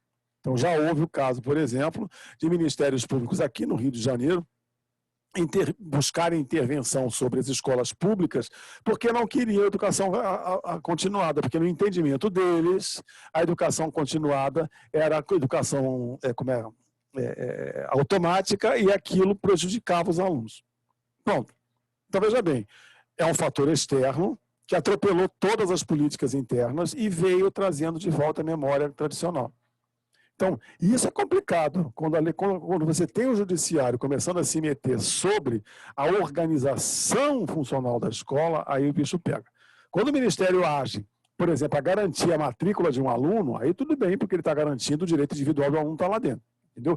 Agora, vir a intervir na estrutura da academia, aí o bicho pega. Entendeu? E isso, lamentavelmente, tem acontecido porque o Ministério Público se mete em tudo, né? Enfim, a UERJ, por exemplo, um caso, só aqui um parênteses, há alguns anos atrás, no tempo daquele governador de nome esquisito, o Pezão, a UERJ, como vocês sabem, quase foi à falência, né? A UERJ, como o Estado faliu, e a universidade, de uma hora para outra, se viu sem nada. Absolutamente sem nada. Então, embora o Estado tivesse falido, e a universidade estivesse sem nada, grande parte da crise que a universidade veio a ter deu-se porque, anos antes, o Ministério Público havia obrigado o governo a criar vagas para professores na universidade e aumentou o quadro docente, assim, 30% em 2 anos. É óbvio, quebrou o orçamento. Entendeu?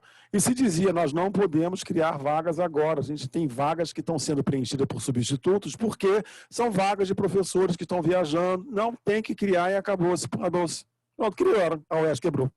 Entendeu? Então, isso é tipicamente um caso de intervenção que não dá certo. Entendeu? Então, intervenção externa em questões específicas do quadro acadêmico, que não tem a ver com o direito individual, não são bem-vindas. Entendeu? Então, essa questão entre o oculto e o praticado nos diz que, na verdade, as políticas públicas elas só vão efetivamente se materializar à medida que elas estejam em processo de dinamização. Então, vejamos, nós somos pesquisadores, vocês são pesquisadores em formação, e todo mundo aqui, entendeu? Não importa muito bem a área, tem algum pé com políticas de inclusão. E a gente pode perfeitamente fazer a nossa pesquisa e a gente vai, né, discutir a questão que é uma parte fundamental da qualificação de vocês, que é qual é a perspectiva metodológica da pesquisa de vocês. Olha onde é que a gente vai chegar. A gente sabe que políticas públicas de inclusão estão vinculadas muito proximamente a políticas curriculares que sejam compatíveis. Mas a gente já sabe que políticas curriculares não são bastantes para os nossos interesses, porque para chegar na ponta lá do aluno, elas têm que ser praticáveis. E a gente sabe que a prática curricular é alguma coisa das mais complexas, porque ela tem de concorrer ao mesmo tempo com a razão que busca a inclusão e a memória oculta lá das tradições da cultura escolar. Isso significa que, do ponto de vista metodológico, eu me encontro no seguinte dilema.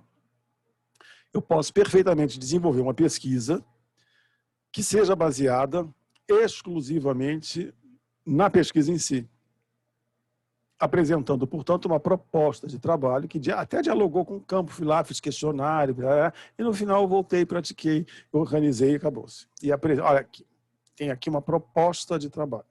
A gente tem que ter clareza de que esta proposta de trabalho é o início de um programa de educação inclusiva que você vai ter que continuar desenvolvendo quando isso chegar na escola. Entendeu?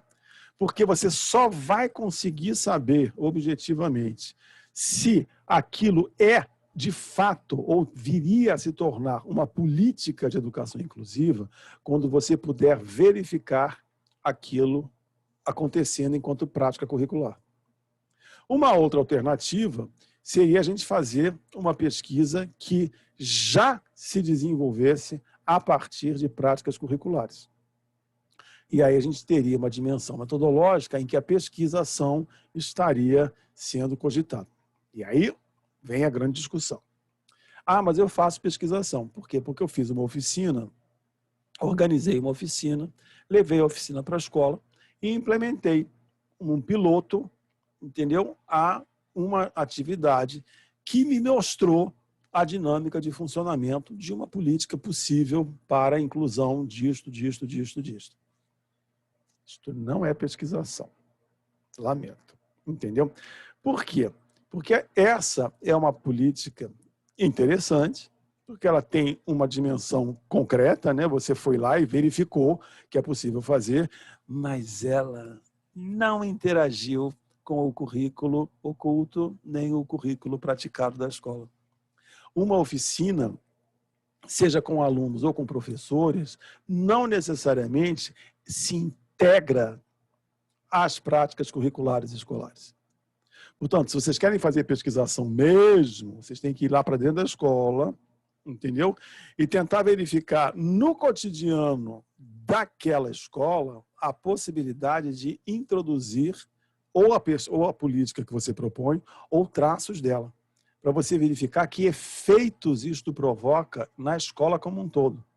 Entre os professores que adotam, entre os professores que adotam, mas não creem, entre aqueles professores que rejeitam, mas desconfiados usam um pouquinho, e entre aqueles que não usam de jeito nenhum. E depois verificar se no funcionamento disto tudo, como é que a escola própria funciona e incorpora. Porque no final das contas, os estamentos da avaliação, da continuidade, vão incorporar ou vai continuar sendo uma coisa isolada? Se não incorporar, não vira currículo. Entendeu a diferença? Então, a pesquisação, nessa dimensão, ela não propõe uma oficina para testar uma alternativa curricular de inclusão. Ela se integra inteira na escola e faz com que a política curricular tente se dinamizar no cotidiano da escola. Porque é assim que a gente pode realmente avaliar a repercussão dela no dia como um todo. Isso é uma dificuldade enorme, porque você não pode chegar numa escola e fazer isso sem ter o aval, não só o aval formal do professor, mas o aval no sentido de permitir que você invada o espaço do trabalho dele, da aula dele. Entendeu? Porque é ele que vai ter que fazer. Porque se não for ele que faça, for você, já não funciona, porque você não é o agente curricular ali dentro. O agente curricular é o professor. Você tem que verificar se ele quer, se ele não quer. Se ele não quiser, mas por que ele não quis?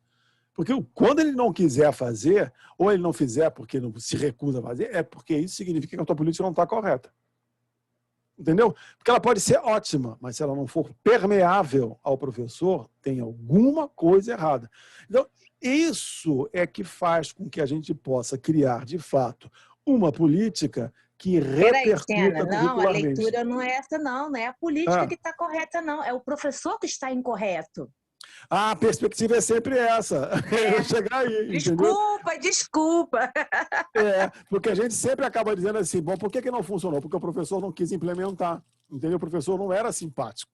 O professor não queria. O professor não é a favor do aluno. Mentira, o professor está sempre lá a favor. Pois é. Aí o professor fecha a porta na cara da universidade, dos pesquisadores, aí ninguém entende por quê. Não, mas eu acho que o mais grave é o fato de que o fato da gente ter um professor que, mesmo querendo ou não querendo, o fato da gente ter um revés diante daquilo que a gente propõe, tem que ser para nós objeto de alimentação, porque se esse revés aconteceu, o que eu tenho que promover em termos de ajuste para que eu possa chegar lá? E veja bem, o fato de eu encontrar o revés e de me propor a estudá-lo já é uma tese de doutorado. Entendeu? Porque se eu conseguir explicar para a academia o que é que leva a academia a ter dificuldade de se transformar em práticas curriculares, gente, isso já é uma coisa revolucionária. Como é que muda o discurso? Entendeu? A gente, ao invés de usar o contexto escolar como avesso ao nosso, a gente passa a usar o campo de trabalho, que é a escola, como um lugar a ser descoberto. E isto nós não fizemos. Entendeu? A gente estuda as políticas, a gente estuda os sujeitos, mas a gente não estuda o lugar em que isso acontece. Entendeu? Então, essa era a conclusão que eu queria chegar aqui dentro. Entendeu? Essa dinâmica entre a nossa razão inclusiva e a memória escolar, que a torna um objeto com certa autonomia, como é que a gente faz, no nosso discurso acadêmico-científico, a inclusão entre os dois. Entendeu? A fim de que a gente possa, de fato, fazer políticas curriculares de inclusão escolar. Que até agora a gente só faz política de inclusão. Curricular não. Entendeu? Basicamente era isso, gente. São 15:45, eu não quero dar muita aula, senão a gente fica cansado de ter tanta aula ao vivo, que a gente fica sentado, né? Dá uma agonia, a gente não levanta. Pronto, vamos levantar, fazer exercício. A partir de amanhã já vou colocar lá a bibliografia de hoje. E lembro que eu coloquei já, desde a semana passada, desde sábado ou sexta-feira, eu coloquei lá já a bibliografia da aula passada e coloquei disponibilizado não só a cópia da aula de hoje, pelo YouTube, como eu coloquei também a cópia da aula que eu dei na quinta-feira passada sobre, vocês viram, né? Sobre a questão da integração social dos direitos, que eu acho que juntou numa aula com a outra. A Lloyd e o João estão na outra aula, então não precisa ver aquela aula, que já obviamente não vou ver aquilo de novo. Mas quem não é de lá e puder dar uma olhadinha, já é mais uma complementação. Tá bom? Gente, foi um prazer enorme. Beijo, gente. Eu estou gostando muito dessa disciplina. Obrigada, professora. Gratidão. Obrigada a vocês. também. Um beijo. Tchau, tchau. Vou desligar aqui. Beijo, se cuidem. Tchau. Primeiro tem que desligar.